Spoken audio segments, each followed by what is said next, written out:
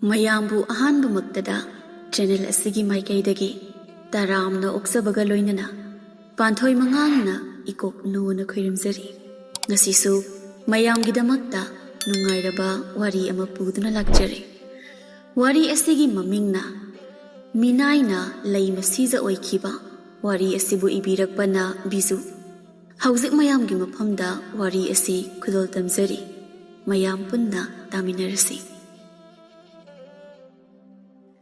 ꯊꯥꯏꯅ ꯃꯃꯥꯡꯉꯩ ꯃꯇꯝ ꯑꯃꯒꯤ ꯋꯥꯔꯤꯅꯤ꯫ ꯑꯄꯤꯛꯄ ꯈꯨꯡꯒꯪ ꯑꯃꯗ ꯁꯦꯜ ꯌꯥꯝꯅ ꯄꯥꯏꯕ, ꯏꯅꯥꯛ ꯀꯩꯔꯥꯛ ꯈꯨꯟꯕ, ꯂꯟ ꯊꯨꯝ ꯋꯥꯠꯇꯕ ꯏꯃꯨꯡ ꯑꯃꯈꯛ ꯂꯩꯔꯝꯃꯤ꯫ ꯍꯥꯏꯔꯤꯕ ꯏꯃꯨꯡ ꯑꯗꯨꯗ ꯃꯤꯅꯥꯏ ꯑꯣꯏꯗꯨꯅ ꯊꯕꯛ ꯁꯨꯕꯤ ꯅꯨꯄꯤ ꯑꯃꯈꯛꯁꯨ ꯂꯩꯔꯝꯃꯤ꯫ ꯃꯍꯥꯛꯀꯤ ꯃꯃꯤꯡꯅ ꯍꯦꯟꯊꯣꯏ ꯁꯅꯥ ꯍꯥꯏꯅ ꯀꯧꯔꯝꯃꯤ꯫ ꯍꯦꯟꯊꯣꯏ ꯁꯅꯥ ꯍꯥꯏꯔꯤꯕꯤ ꯅꯨꯄꯤ ꯃꯆꯥ ꯑꯁꯤ ꯌꯥꯝꯅ ꯑꯉꯥꯡ ꯑꯣꯏꯅ ꯌꯨꯝ ꯑꯗꯨꯗ ꯊꯕꯛ ꯁꯨꯕ ꯂꯥꯛꯄꯅꯤ꯫ ꯍꯧꯖꯤꯛꯇꯤ ꯃꯍꯥꯛ ꯂꯩꯁꯥꯕꯤ ꯄꯨꯡꯀꯛ ꯐꯥꯔꯛꯂꯦ꯫ ꯍꯦꯟꯊꯣꯏ ꯁꯅꯥꯁꯤ ꯃꯔꯥꯏꯕꯛꯇꯤ ꯑꯣꯟꯊꯣꯛꯅ ꯊꯤꯖꯔꯕꯤ ꯂꯩꯁꯥꯕꯤ ꯃꯆꯥ ꯑꯃꯈꯛ ꯑꯣꯏꯔꯝꯃꯤ꯫ ꯃꯤꯒꯤ ꯃꯌꯨꯝꯗ ꯊꯕꯛ ꯁꯨꯗꯨꯅ ꯂꯩꯕꯤ ꯃꯤꯅꯥꯏ ꯑꯃ ꯑꯣꯏꯕꯒꯤ ꯃꯊꯛꯇ ꯃꯍꯥꯛ ꯑꯁꯤ ꯃꯁꯛꯁꯨ ꯌꯥꯝꯅ ꯊꯤꯔꯝꯃꯤ꯫ ꯃꯥꯒꯤ ꯃꯁꯛ ꯊꯤꯕ ꯁꯛꯇꯝ ꯑꯗꯨꯗ ꯌꯨꯝ ꯑꯗꯨꯗ ꯊꯕꯛ ꯇꯧꯗꯨꯅ ꯂꯩꯕꯤ ꯑꯇꯣꯞꯄ ꯃꯤꯅꯥꯏꯁꯤꯡꯗꯨꯅ ꯍꯦꯟꯊꯣꯏ ꯁꯅꯥꯕꯨ ꯌꯥꯝꯅ ꯇꯥꯊꯤ ꯇꯥꯑꯣꯏꯅ ꯇꯧꯕꯤꯔꯝꯃꯤ꯫ ꯑꯊꯤꯕ ꯋꯥꯍꯩ ꯋꯥꯇꯥ ꯁꯤꯖꯤꯟꯅꯗꯨꯅ ꯆꯩꯕꯤꯔꯝꯃꯤ꯫ ꯑꯗꯨꯒ ꯑꯋꯥꯕ ꯌꯨꯝꯒꯤ ꯊꯕꯛ ꯀꯌꯥꯁꯨ ꯍꯦꯟꯊꯣꯏ ꯁꯅꯥꯗ ꯁꯨꯍꯜꯂꯝꯃꯤ꯫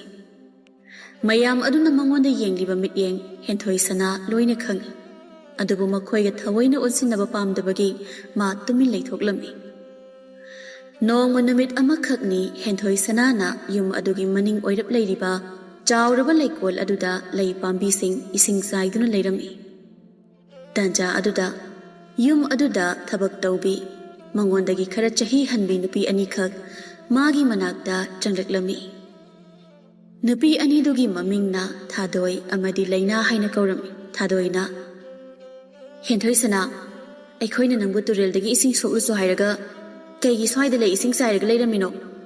ꯅꯁꯛꯇꯣ ꯊꯤꯔꯤ ꯃꯇꯤꯛ ꯊꯕꯛꯁꯨ ꯁꯨꯅꯤꯡꯗꯦꯅꯦ꯫ ꯌꯨꯝꯁꯤꯗ ꯊꯕꯛ ꯇꯧꯗꯨꯅ ꯂꯩꯔꯤꯕ ꯑꯩꯈꯣꯏ ꯃꯌꯥꯝꯅ ꯅꯪꯁꯦ ꯁꯨꯛꯅꯨꯡ ꯍꯦꯛ ꯅꯨꯡꯁꯤꯗꯦ ꯍꯥꯏꯕ ꯅꯪꯁꯨ ꯈꯪꯂꯕ ꯅꯠꯇ꯭ꯔꯥ? ꯃꯌꯥꯝꯅ ꯅꯨꯡꯁꯤꯗ꯭ꯔꯦ ꯈꯪꯂꯗꯤ ꯃꯌꯥꯝꯅ ꯌꯥꯅꯕ ꯆꯠꯀꯦꯗꯤ ꯍꯥꯏꯗ꯭ꯔꯒ ꯁ꯭ꯋꯥꯏꯗ ꯀꯌꯥꯗ ꯅꯨꯡꯉꯥꯏꯅ ꯂꯩꯊꯣꯛꯑꯝꯃꯤꯅꯣ ꯌꯦꯡ꯫ ꯃꯁꯤ ꯑꯉꯥꯡꯁꯤ ꯃꯁꯦ ꯃꯃꯥꯏꯁꯤꯗ ꯈꯨꯄꯥꯛꯁꯤꯅꯅꯦ ꯍꯟꯖꯤꯟ ꯍꯟꯖꯤꯟ ꯊꯥꯔꯐꯥꯎ ꯑꯩ ꯁꯨꯛꯄꯦꯟ ꯍꯦꯛ ꯄꯦꯜꯂꯣꯏꯗꯀꯣ ꯑꯩ." ꯂꯩꯅꯥꯅ, "ꯍꯥꯏꯒꯨꯝꯃꯗꯅ ꯃꯁꯤꯒꯤ ꯍꯦꯟꯊꯣꯏ ꯁꯅꯥ ꯍꯥꯏꯕꯤ ꯑꯉꯥꯡꯁꯦ ꯊꯕꯛ ꯂꯩꯊꯣꯛꯄ ꯌꯥꯝ ꯍꯩꯕꯅꯤ꯫ ꯑꯩꯈꯣꯏꯅ ꯑꯉꯥꯡ ꯑꯣꯏꯔꯛꯄꯗꯤ ꯑꯍꯜꯁꯤꯡꯅ ꯁꯤ ꯑꯃ ꯇꯧ ꯍꯥꯏꯅ ꯄꯥꯈꯣꯟ ꯁꯤꯔꯛꯄꯗ ꯍꯔꯥꯎ ꯍꯔꯥꯎ ꯇꯧꯅꯕ ꯍꯣꯠꯅꯩ꯫ ꯃꯁꯤꯒꯤ ꯁꯦꯝꯕ꯭ꯔꯥꯡ ꯃꯥꯟꯕꯤ ꯁꯛ ꯊꯤꯕꯤꯁꯤꯗꯤ ꯑꯩꯈꯣꯏꯅ ꯍꯥꯏꯕ ꯋꯥꯗ ꯌꯥꯝ ꯊꯋꯥ ꯁꯥꯗꯕꯅꯤ꯫ ꯃꯥꯒꯤ ꯑꯁꯤꯒꯤ ꯃꯑꯣꯡ ꯑꯁꯤꯗꯅꯤ ꯃꯤ ꯑꯃꯠꯇꯅ ꯃꯥꯕꯨ ꯂꯨꯅ ꯇꯧꯕꯤꯗ꯭ꯔꯤꯗꯣ."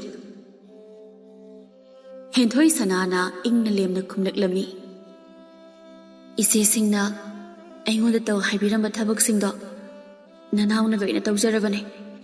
ꯊꯥꯗꯣꯏꯅ, "ꯇꯨꯔꯦꯜꯗꯒꯤ ꯏꯁꯤꯡ ꯁꯣꯛꯂꯨꯔꯕꯣ ꯍꯥꯏꯁꯤꯅꯗꯤ?" "ꯑꯍꯣꯏ ꯏꯆꯦ, ꯇꯨꯔꯦꯜꯗꯒꯤ ꯏꯁꯤꯡꯁꯨ ꯁꯣꯛꯂꯨꯔꯦ, ꯂꯧꯕꯨꯛꯇꯒꯤ ꯊꯔꯣꯏꯁꯨ ꯈꯨꯜꯂꯨꯔꯦ, ꯂꯝꯄꯥꯛꯇ ꯐꯤ ꯑꯁꯨꯕ ꯃꯌꯥꯝ ꯐꯧꯔꯝꯕ ꯑꯗꯨꯁꯨ ꯂꯧꯁꯤꯜꯂꯨꯔꯦ." ꯂꯩꯅꯥꯅ, "ꯀꯩꯊꯦꯜꯗ ꯆꯠꯇꯨꯅ ꯍꯤꯟꯖꯥꯡ ꯃꯅꯥ ꯃꯁꯤꯡ ꯑꯅꯧ ꯑꯇꯦꯛ ꯈꯔ ꯂꯩꯔꯨꯁꯨ ꯍꯥꯏꯕꯗꯨꯗꯤ ꯂꯩꯔꯨꯔꯕ꯭ꯔꯣ?" "ꯌꯨꯝꯕꯨ ꯑꯕꯣꯛꯅ ꯃꯥ ꯑꯣꯏꯅ ꯀꯩꯊꯦꯜ ꯆꯠꯂꯨꯔꯒꯦ ꯍꯥꯏꯕꯗꯨꯗ ꯑꯩꯁꯨ ꯍꯣꯏ ꯍꯥꯏꯅ ꯈꯨꯝꯈ꯭ꯔꯦ." ꯊꯥꯗꯣꯏꯅ, "ꯌꯨꯝꯕꯨ ꯑꯕꯣꯛ ꯑꯗꯨꯗꯤ ꯍꯧꯖꯤꯛꯇ ꯁꯨꯃꯥꯡꯂꯣꯝꯗ ꯑꯉꯥꯡꯁꯤꯡꯒ ꯅꯣꯛ ꯅꯣꯛꯇꯨꯅ ꯋꯥꯔꯤ ꯁꯥꯟꯅꯍꯧꯏꯅꯦ꯫ ꯌꯨꯝꯕꯨ ꯑꯕꯣꯛꯅ ꯑꯗꯨ ꯍꯥꯏꯌꯦꯅ ꯅꯪꯅ ꯀꯩꯊꯦꯜ ꯆꯠꯇꯕ ꯉꯝꯃꯤꯕꯅꯤꯅꯦ꯫ ꯐꯔꯦ ꯐꯔꯦ, ꯑꯩꯈꯣꯏꯅ ꯍꯥꯏꯕ ꯋꯥꯗ ꯅꯪꯅ ꯑꯗꯨꯛ ꯌꯥꯝꯅ ꯊꯋꯥꯏ ꯎꯁꯤꯠꯇꯅ ꯂꯧꯔꯕꯅꯤꯅ ꯅꯪ ꯑꯩꯅ ꯌꯨꯝꯕꯨ ꯑꯕꯣꯛꯇ ꯍꯥꯏꯗꯣꯛꯂꯒ ꯌꯨꯝꯁꯤꯗꯒꯤ ꯇꯥꯟꯊꯣꯛꯍꯟꯕ ꯇꯥꯔꯦꯗꯅ꯫ ꯅꯪꯅ ꯉꯝꯕ꯭ꯔꯥ ꯑꯩꯈꯣꯏꯅ ꯉꯝꯕ꯭ꯔꯥ ꯍꯥꯏꯕꯗꯣ ꯌꯦꯡꯅꯕ ꯇꯥꯔꯦ ꯍꯧꯖꯤꯛꯇꯤ꯫ ꯑꯉꯥꯡ ꯏꯑꯣꯏ ꯑꯣꯏꯈꯩ ꯑꯩꯈꯣꯏꯅ ꯍꯥꯏꯕ ꯋꯥꯗ ꯊꯧꯁꯥ ꯋꯥꯁꯥꯗꯕ꯭ꯔꯥ ꯍꯥꯏꯕꯨ ꯋꯥꯔꯛꯄ ꯇꯥꯔꯦꯗꯅ ꯅꯪ." "ꯏꯆꯦ, ꯑꯗꯨꯝꯅ ꯍꯥꯏꯕꯤꯒꯅꯨ. ꯑꯩꯗꯤ ꯑꯕꯣꯛꯅ ꯍꯥꯏꯔꯛꯄꯗꯨꯗ ꯇꯧꯕꯅꯦ꯫ ꯑꯩ ꯍꯧꯖꯤꯛ ꯀꯩꯊꯦꯜꯗ ꯆꯠꯊꯣꯛꯂꯨꯔꯒꯦ. ꯑꯩꯕꯨ ꯌꯨꯝ ꯑꯁꯤꯗꯒꯤꯗꯤ ꯇꯥꯟꯊꯣꯛꯄꯤꯒꯅꯨ ꯏꯆꯦ." ꯂꯩꯅꯥꯅ, "ꯌꯥꯔꯣꯏ ꯌꯥꯔꯣꯏ, ꯍꯧꯖꯤꯛꯇ ꯇꯦꯊꯁꯟꯅꯔꯒ ꯑꯩꯈꯣꯏꯅ ꯌꯥꯅꯤ ꯈꯟꯕ꯭ꯔꯥ? ꯉꯁꯤꯗꯤ ꯅꯪ ꯌꯨꯝꯁꯤꯗꯒꯤ ꯇꯥꯟꯊꯣꯛꯍꯟꯗꯣꯏꯅꯤ." "ꯑꯗꯨꯝꯅ ꯍꯥꯏꯕꯤꯒꯅꯨ ꯏꯆꯦ. ꯑꯩ ꯐꯠ ꯆꯠꯊꯣꯛꯂꯨꯔꯒꯦꯕ. ꯑꯩ ꯆꯠꯂꯨꯔꯒꯦꯕ ꯏꯆꯦ." ꯑꯁꯤ ꯍꯥꯏꯔꯝꯂꯒ ꯍꯦꯟꯊꯣꯏ ꯁꯅꯥ ꯑꯗꯣ ꯃꯥꯅ ꯇꯧꯔꯝꯕ ꯊꯕꯛ ꯑꯗꯨ ꯐꯠ ꯐꯠ ꯂꯣꯏꯊꯣꯛꯂꯒ ꯀꯩꯊꯦꯜꯗ ꯄꯣꯠꯆꯩ ꯂꯩꯕ ꯆꯠꯅꯕ ꯍꯥꯏꯗꯅ ꯁꯦꯝ ꯁꯥꯔꯝꯃꯤ꯫ ꯍꯦꯟꯊꯣꯏ ꯁꯅꯥ ꯑꯗꯨ ꯊꯥꯗꯣꯏ ꯑꯃꯗꯤ ꯂꯩꯅꯥꯒꯤ ꯃꯔꯩ ꯆꯀ꯭ꯔꯤ ꯑꯗꯨꯅ ꯃꯥ ꯈꯨꯗꯛ ꯑꯗꯨꯗ ꯀꯩꯊꯦꯜ ꯆꯠꯂꯝꯃꯤ꯫ ꯀꯩꯊꯦꯜꯗꯒꯤ ꯄꯣꯠꯆꯩ ꯃꯌꯥꯝ ꯑꯃꯁꯨ ꯂꯩꯔꯛꯂꯝꯃꯤ꯫ ꯁꯤ ꯂꯩꯌꯨ, ꯁꯤ ꯄꯨꯔꯛꯎ ꯍꯥꯏꯕ ꯋꯥꯍꯩꯗꯤ ꯑꯃꯠꯇꯁꯨ ꯍꯥꯏꯕ ꯅꯠꯇꯕꯅꯤna ꯃꯥꯅ ꯊꯣꯛꯄ ꯑꯃ ꯄꯣꯠꯆꯩꯁꯤꯡ ꯂꯣꯏꯅ ꯁꯨꯅꯕ ꯑꯃꯠꯇ ꯋꯥꯠꯇꯅ ꯂꯩꯔꯛꯂꯝꯃꯤ꯫ ngasi hek nonganbadagi mamikup ama phau pothaba sangdri yumbu adugi pakhon chatpabudi yumdu thabak tawduna leiriba atopa minai mayam adugi pakhon chatpaduna hena wakhre amasu mangonda loina thaudai makhoi na tawba yaba thabak sing phauba thawoina henthoi sanana thabak komba ngairaga henthoi sanada loina tawhalli makhut yet oi changna pot mayam adu paiduna lambida lakna henthoi sana asumna machinda murum soli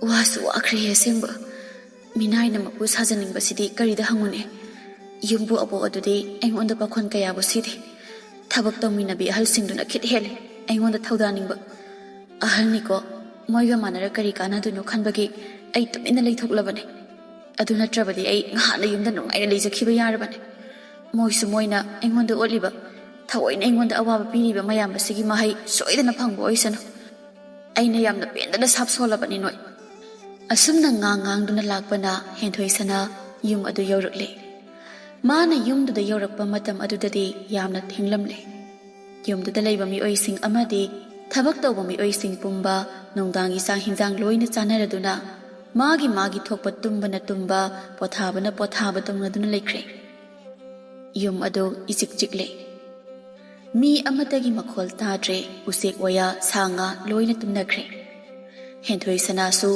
mana purakpa posai singdu mafam chana thamlami mayamna loishinbada wathauba thabak makup matai singdu pulap loishili aduga aroibada masu chak sa thoklage khanna chaksangda sanglakdami aduga magi sak saru adu thidoklami magini haina khaklamliba sak saru adu pura lukha ka chamane chak sakhom ama aniga hinjang mahi ngakta joro kharaga ngari yaudaba morok merpa khara adugani asumna henthoi sanana chaksang aduda matomta chaksaduna leiringai chaksang adugi maning thong adomda mapaldagi mi oi amana kok haina thilaklami henthoi sana mapukningda asumna khali kananone asuk thengla matamsida maning thong thilaklisibo khana oiragaba ichamchamba mi oiramlabadi phai huranba oiramadi aibu awapamda tanise hera huranba changlakpada migi yom thong thinba haunade kana khangni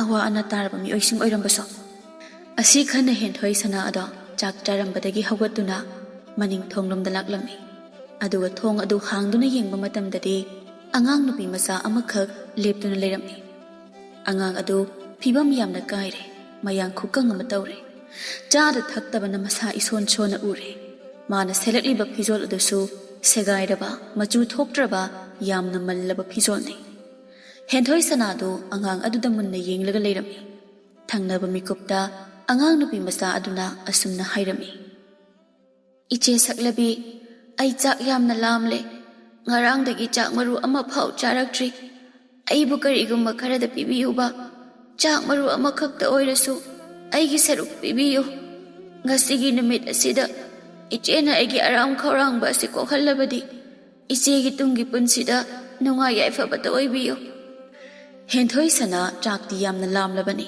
adugi sumathakta nong hek nganbadagi ma pothaba phangdribani adubu oirasuma angang nupi masa adugi matauda nungai traduna henthoi sanana asumna hairam hoi lao manungda jangao asumna henthoi sanana angang nupi masa adubu chaksang manungda pusillamni aduga mana chaba hauramba magi chak saruk ada angang aduda pirami se loina chatho chichena khara makhaidi chaba hauramlabane nang loina chatho hoi iche ai loina chajarage si oirade ai pukthalani asumna angang nupi masa adusu hawi hauti thide mapuk lamlaba oibana yamna hauna saki chada thaktabana aram khawrang bupoklamba magi masa adu henthoi sanana pijarakpa khara aduna pungpen pelhanki chak chaba toklaba matung angang aduna asumna hairami chiche bu hainingai leitana thagachari aibu puk thanna chak pijabiba adugidamak chiche leiramdrabadi ai kayam kuina chak lamliba ase khangduna leiramgani ai haiba ngamde chichena aibu aram khawrangba kaya asidagi kokhanbire asuk kathokpa haibi chiche gumba nupi ama ngasigi malem asida leirambase ai ngaktaba ngamde adumna haiganuse ꯆꯤꯆꯦꯗꯤ ꯉꯁꯥꯏ ꯀꯩꯊꯦꯜꯗ ꯆꯠꯄꯗ ꯑꯆꯥꯄꯣꯠ ꯈꯔ ꯆꯥꯁꯤꯜꯂꯛꯄ ꯑꯗꯨꯗ ꯀꯔꯤꯃꯠꯇ ꯆꯥꯅꯤꯡ ꯊꯛꯅꯤꯡꯕ ꯄꯣꯛꯇ꯭ꯔꯦ ꯉꯁꯥꯏ ꯀꯩꯊꯦꯜ ꯆꯠꯄꯗ ꯀꯩꯊꯦꯜꯗ ꯏꯃꯥꯟꯅꯕꯤ ꯑꯃ ꯊꯦꯡꯅꯗꯨꯅ ꯃꯥꯅ ꯑꯆꯥꯄꯣꯠ ꯃꯌꯥꯝ ꯑꯃ ꯄꯤꯖꯔꯛꯏ ꯑꯁꯦꯡꯕꯗꯤ ꯍꯦꯟꯊꯣꯏ ꯁꯅꯥꯁꯨ ꯃꯁꯥꯗ ꯑꯔꯥꯝ ꯈꯧꯔꯥꯡꯕ ꯄꯣꯛꯂꯤꯕꯅꯤ ꯍꯦꯛ ꯅꯣꯡꯉꯥꯜꯂꯛꯄꯗꯒꯤ ꯃꯥ ꯑꯌꯨꯛꯀꯤ ꯆꯥꯛꯂꯦꯟ ꯆꯥꯈꯤꯕ ꯑꯗꯨ ꯅꯠꯇꯅ ꯑꯇꯩ ꯀꯔꯤꯃꯠꯇ ꯆꯥꯗ꯭ꯔꯤ ꯅꯨꯡꯊꯤꯜꯗ ꯃꯌꯥꯝ ꯌꯥ ꯂꯥꯡꯗꯨꯅ ꯁꯤꯡꯖꯨ ꯆꯥꯅꯕ ꯑꯗꯨꯁꯨ ꯃꯥ ꯉꯁꯤꯗꯤ ꯊꯕꯛ ꯈꯔ ꯆꯤꯟꯕꯗꯨꯅ ꯆꯥꯔꯨꯗ꯭ꯔꯦ ꯀꯩꯊꯦꯜꯗꯒꯤꯁꯨ ꯑꯆꯥꯄꯣꯠ ꯃꯔꯨ ꯑꯃ ꯐꯥꯎ ꯆꯥꯔꯛꯄ ꯅꯠꯇ꯭ꯔꯤ ꯑꯗꯨꯕꯨ ꯃꯥꯒꯤ ꯑꯔꯥꯝ ꯈꯧꯔꯥꯡꯕ ꯑꯗꯨꯕꯨꯗꯤ ꯑꯉꯥꯡ ꯑꯗꯨꯒꯤ ꯑꯔꯥꯝ ꯈꯧꯔꯥꯡꯕ ꯑꯗꯨꯅ ꯍꯦꯜꯂꯤ ꯈꯟꯗꯨꯅ ꯃꯥꯅ ꯃꯥꯒꯤ ꯆꯥꯅꯕ ꯁꯔꯨꯛ ꯑꯗꯨ ꯑꯉꯥꯡꯗꯨꯗ ꯄꯤꯈꯤꯕꯅꯤ ꯍꯦꯟꯊꯣꯏ ꯁꯅꯥꯅ ꯑꯁꯨꯝꯅ ꯃꯈꯥ ꯇꯥꯔꯛꯂꯝꯃꯤ ꯑꯗꯣ ꯅꯪ ꯁꯤꯗ ꯉꯥꯛꯇꯪ ꯐꯝꯂꯝꯃꯨꯀꯣ ꯆꯤꯆꯦ ꯅꯪꯒꯤꯗꯃꯛ ꯀꯔꯤꯒꯨꯝꯕ ꯈꯔ ꯄꯨꯔꯛꯀꯦ ꯍꯣꯏ ꯆꯤꯆꯦ ꯍꯦꯟꯊꯣꯏ ꯁꯅꯥꯗꯣ ꯆꯥꯛꯁꯪꯗꯒꯤ ꯊꯣꯛꯈ꯭ꯔꯦ ꯑꯗꯨꯒ ꯉꯥꯏꯍꯥꯛ ꯂꯩꯔꯕ ꯃꯇꯨꯡ ꯈꯥꯎ ꯃꯆꯥ ꯑꯃ ꯄꯥꯏꯗꯨꯅ ꯆꯥꯛꯁꯪꯗ ꯑꯉꯥꯡ ꯑꯗꯨꯒꯤ ꯃꯅꯥꯛꯇ ꯆꯪꯂꯛꯂꯝꯃꯤ ꯈꯥꯎ ꯑꯗꯨ ꯅꯨꯄꯤ ꯃꯆꯥꯗꯨꯗ ꯄꯤꯗꯨꯅ ꯍꯦꯟꯊꯣꯏ ꯁꯅꯥꯅ ꯑꯁꯨꯝꯅ ꯍꯥꯏꯔꯝꯃꯤ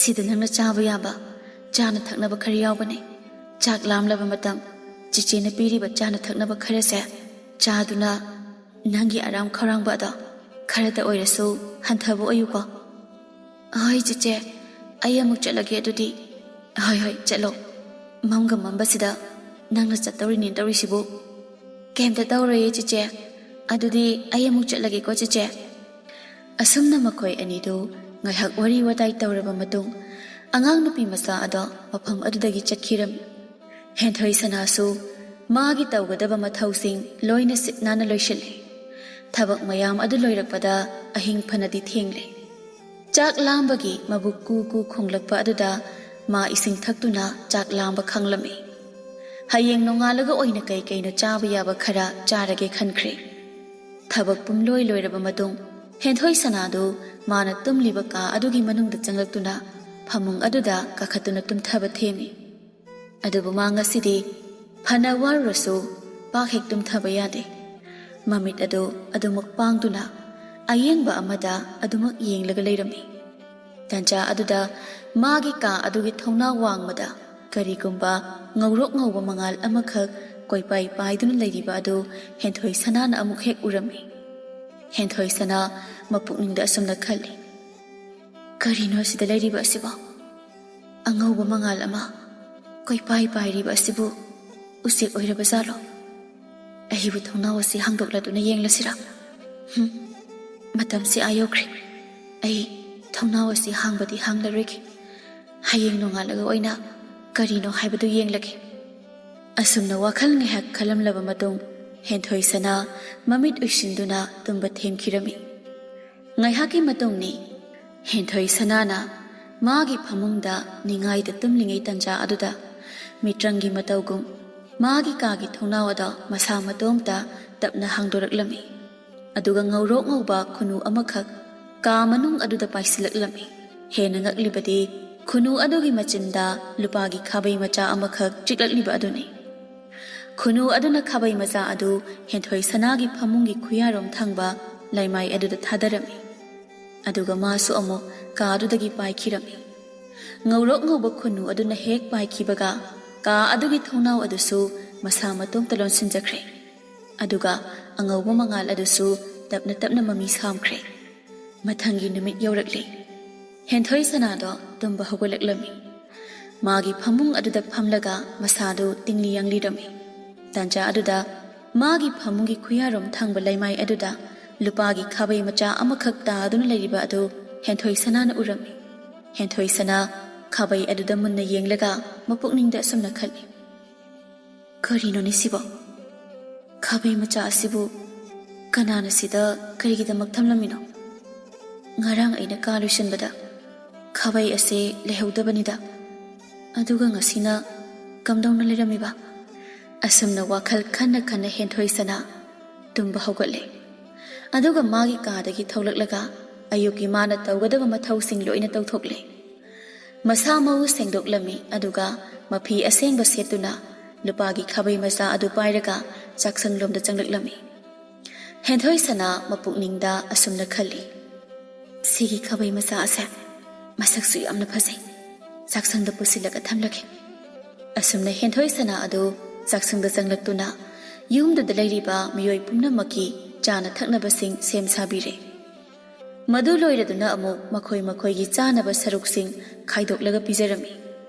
ꯌꯨꯝꯕꯨꯁꯤꯡꯒꯤ ꯄꯤꯖꯕ ꯂꯣꯏꯈ꯭ꯔꯒ ꯑꯃꯨꯛ ꯌꯨꯝꯕꯨꯗꯤ ꯅꯠꯇꯅ ꯌꯨꯝꯕꯨ ꯁꯥꯖꯅꯤꯡꯕ ꯃꯈꯣꯏ ꯈꯔ ꯑꯗꯨꯒꯤ ꯁꯔꯨꯛꯁꯤꯡꯗꯨ ꯄꯤꯖꯈ꯭ꯔꯦ꯫ ꯃꯌꯥꯝ ꯂꯣꯏꯅ ꯆꯥꯕ ꯂꯣꯏꯅꯈ꯭ꯔꯦ, ꯍꯦꯟꯊꯣꯏ ꯁꯅꯥ ꯈꯛꯇ ꯉꯥꯏꯍꯧꯔꯦ꯫ ꯃꯌꯥꯝꯒꯤ ꯀꯣꯟꯅꯅꯕ ꯁꯤꯜꯂꯤꯉꯩ ꯑꯍꯥꯎꯕ ꯁꯔꯨꯛ ꯑꯗꯨꯗꯤ ꯃꯥꯒꯤ ꯁꯔꯨꯛ ꯂꯩꯍꯧꯗ꯭ꯔꯦ꯫ ꯃꯥꯒꯤ ꯍꯥꯏꯕꯕꯨ ꯆꯥꯛ ꯈꯔꯒ ꯆꯝꯐꯨꯠ ꯃꯍꯤ ꯈꯔꯒꯗ ꯉꯥꯏꯍꯧꯔꯦ꯫ ꯉꯔꯥꯡ ꯅꯨꯡꯗꯥꯡꯁꯨ ꯆꯥꯛ ꯆꯥꯗ, ꯉꯁꯤ ꯑꯌꯨꯛꯁꯨ ꯑꯔꯦꯝ ꯑꯄꯥ ꯈꯔ ꯆꯥꯕꯗ ꯇꯥꯔꯝꯃꯤ ꯍꯦꯟꯊꯣꯏ ꯁꯅꯥ꯫ ꯍꯦꯟꯊꯣꯏ ꯁꯅꯥ ꯃꯥꯒꯤ ꯆꯥꯛ ꯁꯔꯨꯛ ꯑꯗꯨ ꯊꯤꯗꯣꯛꯂꯕ ꯃꯇꯨꯡ ꯆꯥꯔꯒꯦ ꯍꯥꯏꯅ ꯐꯝꯊꯩ꯫ ꯄꯨꯈꯝ ꯃꯆꯤ ꯑꯗꯨꯗ ꯃꯥꯅ ꯄꯨꯔꯛꯄ ꯂꯨꯄꯥꯒꯤ ꯈꯥꯕꯩ ꯃꯆꯥ ꯑꯗꯨꯅ ꯆꯝꯐꯨꯠ ꯃꯍꯤ ꯑꯗꯨ ꯀꯣꯠꯂꯒ ꯍꯩꯊ ꯑꯁꯨꯝꯅ ꯃꯆꯤꯟꯗ ꯁꯣꯜꯂꯤ꯫ ꯉꯁꯤꯒꯤ ꯑꯩꯒꯤ ꯍꯦꯟꯖꯥꯡ ꯁꯔꯨꯛ ꯑꯁꯦ ꯁꯧꯒ꯭ꯔꯤ ꯑꯃꯒ ꯄꯥꯛꯅꯝ ꯑꯃꯒ ꯑꯣꯏꯔꯗꯤ ꯀꯌꯥꯗ ꯍꯥꯎꯔꯒꯗꯕ꯫ ꯑꯁꯨꯝꯅ ꯍꯦꯟꯊꯣꯏ ꯁꯅꯥꯅ ꯋꯥꯍꯩ ꯈꯔꯗꯨ ꯍꯦꯛ ꯍꯥꯏꯕꯒ ꯃꯥꯒꯤ ꯆꯥꯛꯂꯨꯛ ꯑꯗꯨꯒꯤ ꯅꯥꯀꯟꯗ ꯁꯧꯒ꯭ꯔꯤ ꯊꯣꯡꯕ ꯇꯦꯡꯀꯣꯠ ꯑꯃꯒ ꯄꯥꯛꯅꯝ ꯍꯥꯞꯄ ꯄꯨꯈꯝ ꯑꯃꯒ ꯃꯤꯇ꯭ꯔꯪꯒꯤ ꯃꯇꯧꯒꯨꯝ ꯊꯣꯔꯛꯂꯝꯃꯤ꯫ ꯃꯗꯨ ꯎꯕꯗ ꯍꯦꯟꯊꯣꯏ ꯁꯅꯥꯗꯤ ꯉꯛꯄꯅ ꯈꯝ ꯊꯦꯡꯈ꯭ꯔꯦ꯫ ꯃꯥꯒꯤ ꯂꯨꯄꯥꯒꯤ ꯈꯥꯕꯩ ꯃꯆꯥ ꯑꯗꯨꯗ ꯃꯨꯟꯅ ꯌꯦꯡꯗꯨꯅ ꯂꯩꯔꯝꯃꯤ ꯃꯥ꯫ ꯑꯗꯨꯒꯤ ꯃꯇꯨꯡ ꯍꯦꯟꯊꯣꯏ ꯁꯅꯥ ꯃꯆꯤꯟꯗ ꯑꯁꯨꯝꯅ ꯁꯣꯜꯂꯤ꯫ ꯑꯩꯅ ꯄꯥꯏꯔꯤꯕ ꯂꯨꯄꯥꯒꯤ ꯈꯥꯕꯩ ꯃꯤꯇ꯭ꯔꯪꯒꯤ ꯈꯥꯕꯩ ꯑꯣꯏꯔꯝꯂꯕ, ꯀꯅꯥꯅ ꯀꯔꯤꯒꯤꯗꯃꯛ ꯑꯩꯒꯤ ꯏꯅꯥꯛꯇ ꯊꯝꯂꯝꯕꯕꯨ ꯑꯣꯏꯔꯤꯒꯕ?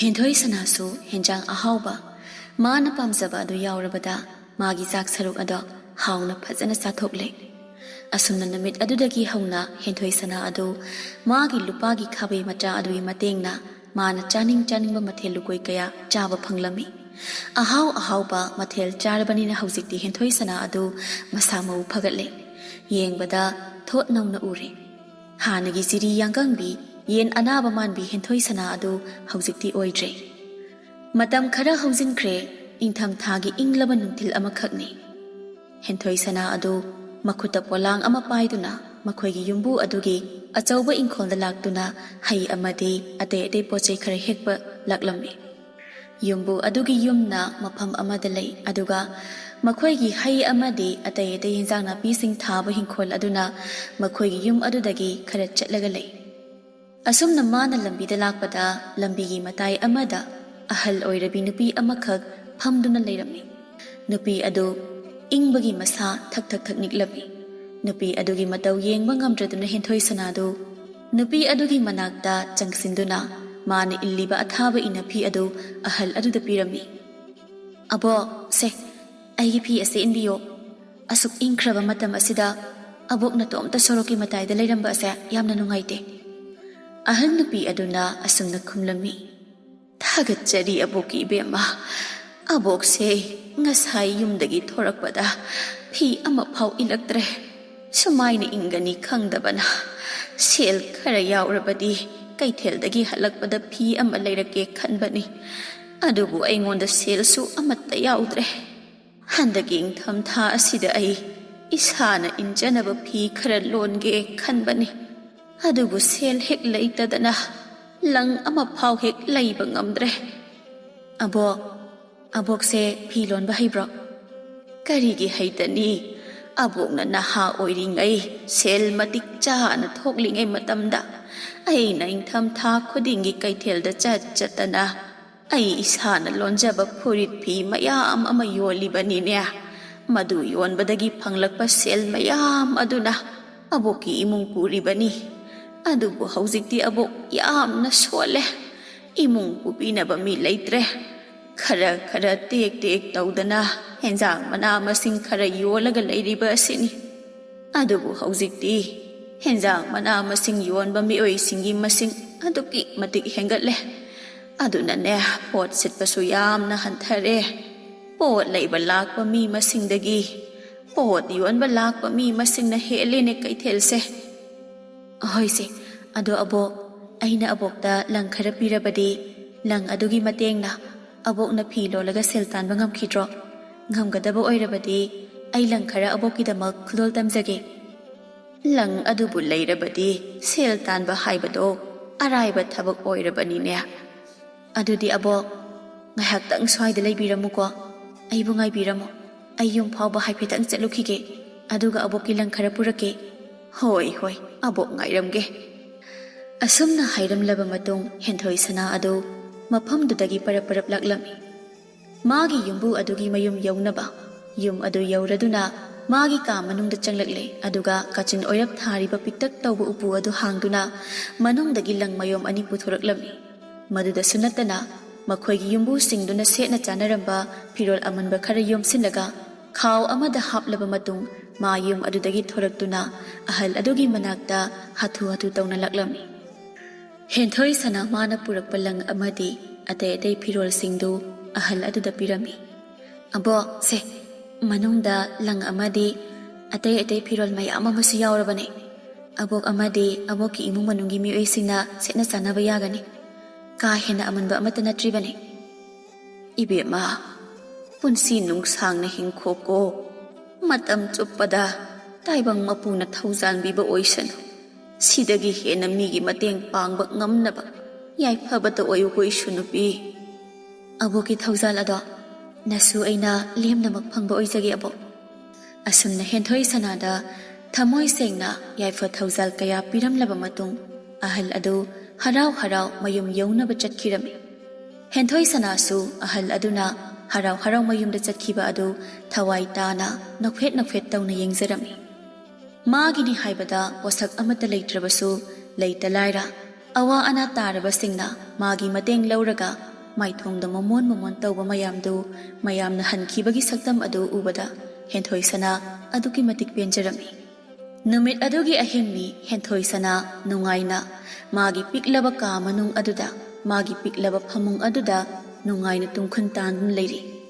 Henthoi sanana adumna tumduna leiringai tancha aduda ngaurok ngauba mangal amasu magi thongnaugi wangmadagi urami. Henthoi sanadi tumkhraba oibana madu amata urudre. Hanagi matawgum thongnau adu masa matomta hangdokjarklami aduga mapaldagi khunu angauba amakak paisilaklami. Handakti khunu adugi mayada philo naba kata ama chiklami. Khunu aduna kata adu Henthoi sanagi phamungi khuyarom thangba leimai aduda thadarami. Aduga khunu adudi thongnau lomda adumak paikre.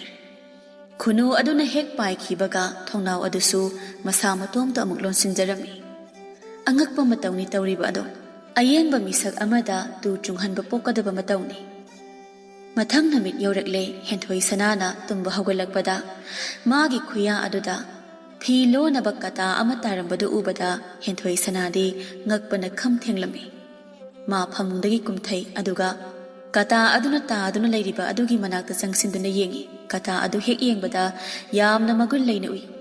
Icham chamba kata singa manadaba saktam ama Henthoi sanana ahanba hek ukhiba mikup aduda adumak phauki. Henthoi sana mapukningda asumna khali mamangda aigi khuyada taramba khabai macha adusu mitrangi khabai macha oirambane. Handaki kata asisu mitrangi kata oibra oidabra haibada ai changing tawraki. Asumna khanna Henthoi sanana kata adu paikhatuna machinda asumna soli. Philo naba kata nangdi leire langdi leitre aina loningba makhai lonba yanaba lang thokhanbiba yagadra kata nangnabu aigi khutta langwatana marang kaina piraba aina leita lairasingda ai isana lonjaba phi khuding loina lemna pithokani.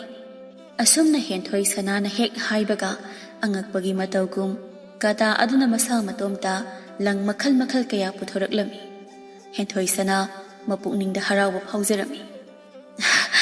Hausikti kata asigi matengna aina lang makhal kaya gi phi amadi purit makhal lonba yarani. Asukoiba matamse ai phijit phigaida setun leirakpane. Adubu hausikti kata asigi matengna ai ahanba amadi afaba makhangi phijal kaya sepa phanglani. Ai khakta natana ai gumna leita lairaba awa ana taraba kaya dasu mateng pangba yarani hausikti. Taibang pumbabu sembiba mapu nangi natik nagunse onthokna kankreda. Matam sangnadagi aina khanjarakpa ama ngasidi taibang mapu nangna thonganbire. Asumna namit adudagi hauna Henthoi sana adu mana setkadaba phirol singidamak awaba leiramdri.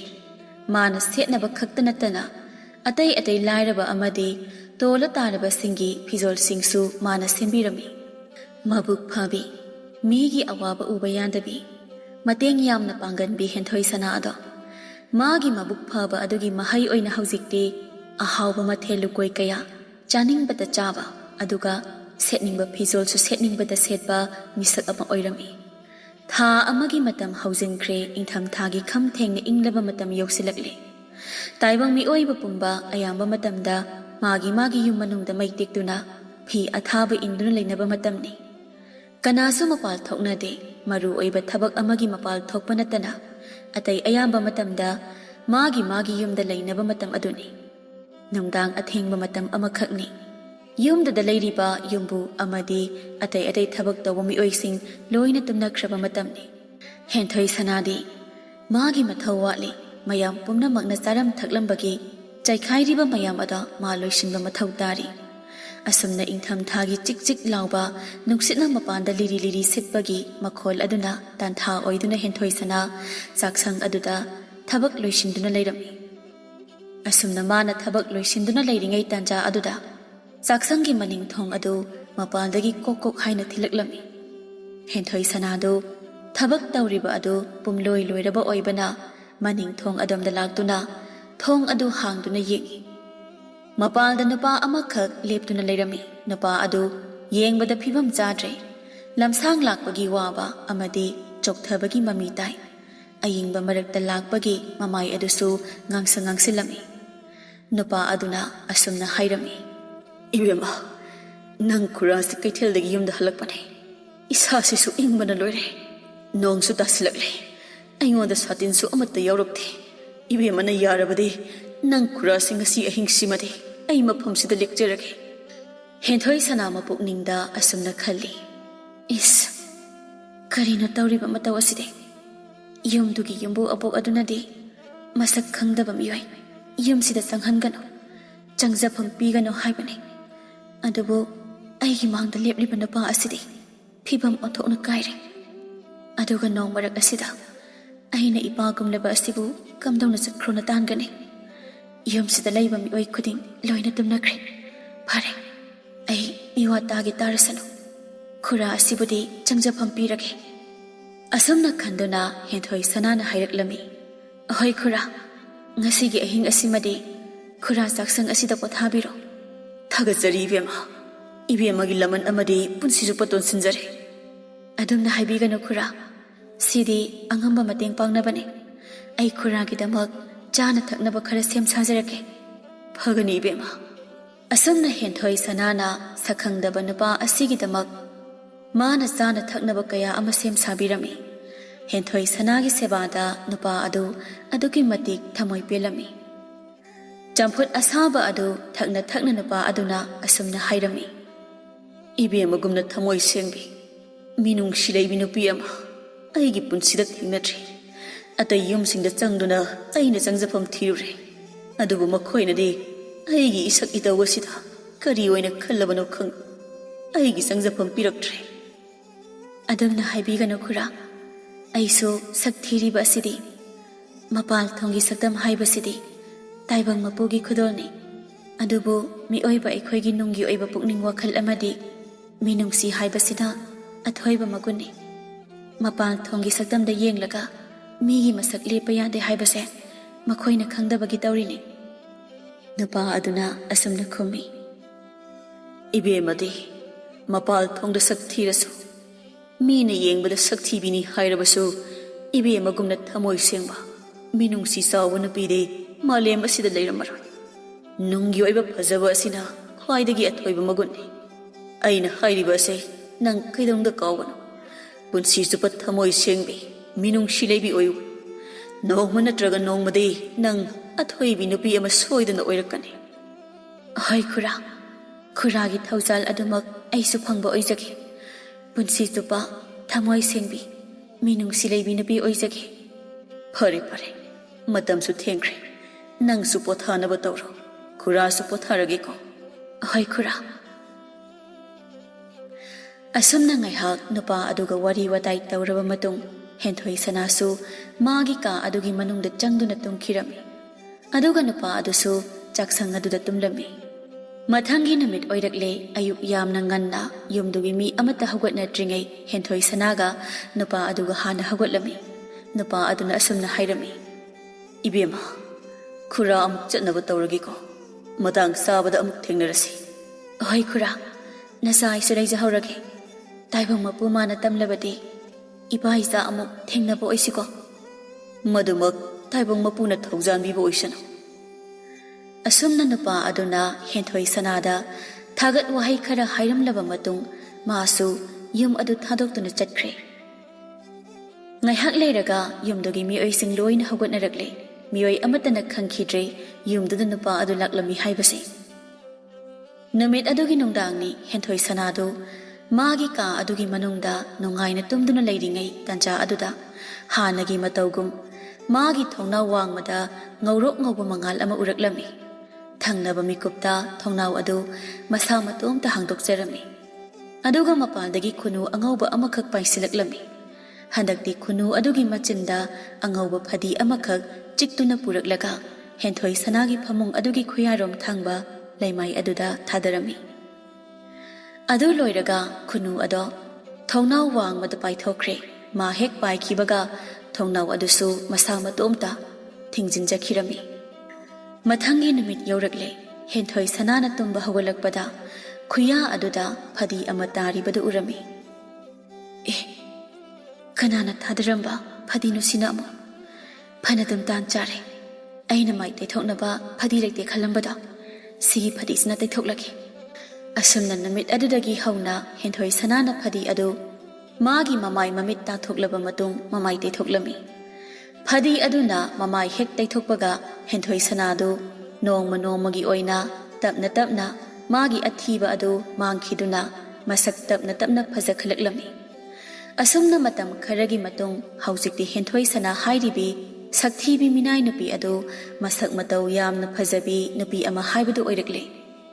Henthoi sanagi masak mataw phajaba yengliba makhai penba naidaba saktam aduda yumduda thabak suriba atai minai nupi sing amadi yumbu adugi masa nupi adu phawbana kalak khambalba phawrami. Minai nupi sing aduna asumna hainarami. Pura mitrangi mataw haibadu oikre. Aduk thiram khraba henthoi sana asibu kari kamdawna asuk thuba matam asida sak henbi nupi ama oiraklibano. Magi thainagi masaktuga hairadi mase asumna phajarakani haiba thajarudeko. Adunine manglangi thawdok kumlaba ngaklaba thawdok kaya taibangdasu thokpa oireko. Henthoi sanana masak asumaina phajarakani khanglamadi aikhoina thaina mangonda tathita oina tawkhiba apang sikhiba mayamada siram loidabane. Haujikti henthoi sanase leiriba aikhoi mayamgi maraktagi mana masak ipa phajarabadina aikhoi amuk hana mangonda thina tathita oina usit thawaidana tawba leplasiko. Hoi ngasidagidi aikhoina henthoi sanabu aikhoigi marakta tilhalasi ma matomda tongana lehelarisi. Asumna haineraduna yumduda thabak suduna leibi atopa minai nupi singduna henthoi sanabu makhoigi marakta tilhanki amadi tokna tinaduna loinaba haurakhi. Aduga amaromda henthoi sanana thabak suriba yumbu adugi masa nupi amadi masu nupi singdunadi makhoigi minai oiribi henthoi sanana makhoidagi hena masak mataw phajarakba aduda kalakpa khambanba phawrami. Yumbugi masa nupi sana aduna asumna hairami. Isasa yengoi madugi henthoi sana haibi minai nupi ado hanaga manadre masak mataw yamna phajakhre. Magi masak mataw aduda sonakhre mayamna. Aikhoibu sak phajai haina kananasu sonadre. Sidi karam tawni aikhoi. Aduni ima mana yumsida minai oina leiraga aikhoigi mathakta mana leiba yabra. Yaradi ngasimak mabu yumsidagi tanthokho. Mana yumsida sum leirabadi aikhoidau sauningba hele. Yumbu masanapi aduna hairami.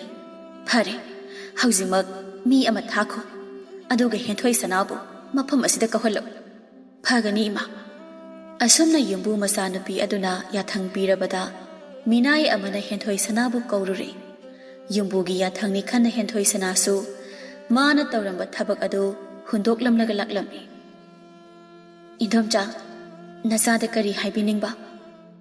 Yumbu masanapi aduna henthoi sana asuk kuiba matam ase Nang aigi imagi yumsida leiduna thabak suraga sel tale. Haujikti nang na yumsida leibagi matam hele. Nang nasagi na yumda chakro. Adum na haibigano idomcha. Aigi ni haibada kanasu leitre. Aigi yumsu leijade. Aina yumsidagi sakrabadi ai kaida saidangduna leirugani. Madu aina upam thokte. Aikhoi sunangi sangjapha matam khradi piredana.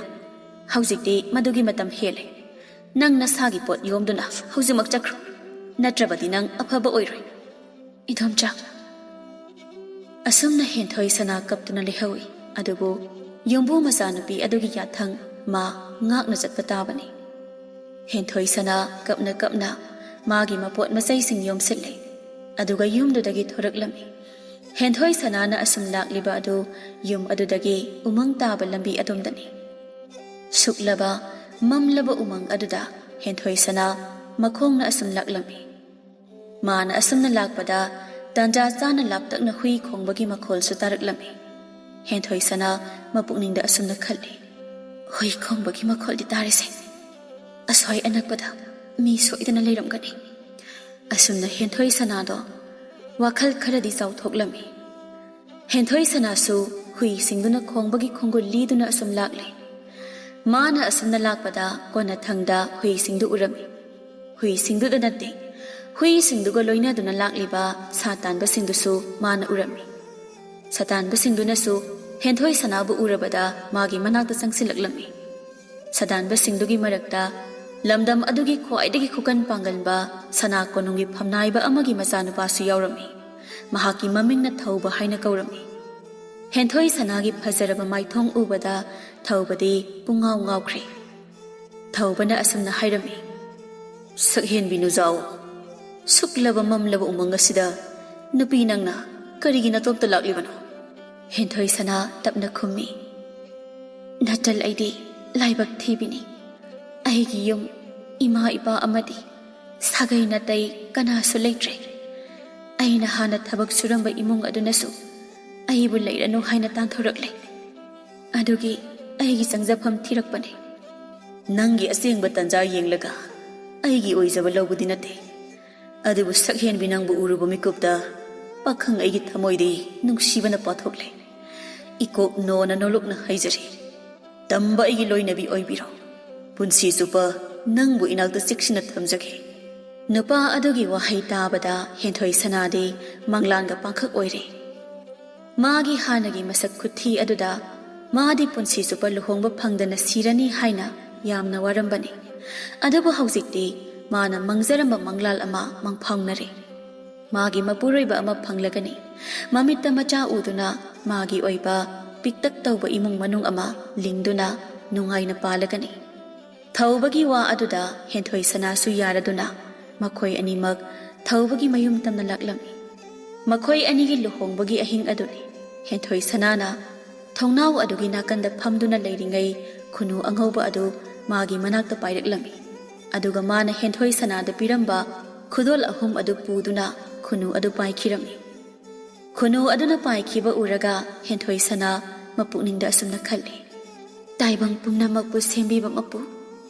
Mapu nangi mitrang chelaba khudol ahum aduna nacha aibu ngasigi phibam asi yohanbire. Punsi supa minungsi zawbi isagi oizaba thidabi nupi ama haibado oizage ko. Asumna henthoi sana ado punsi supa thamoi sengbi minungsi zawbi masagi oizaba thidabi nupi ama oikhi.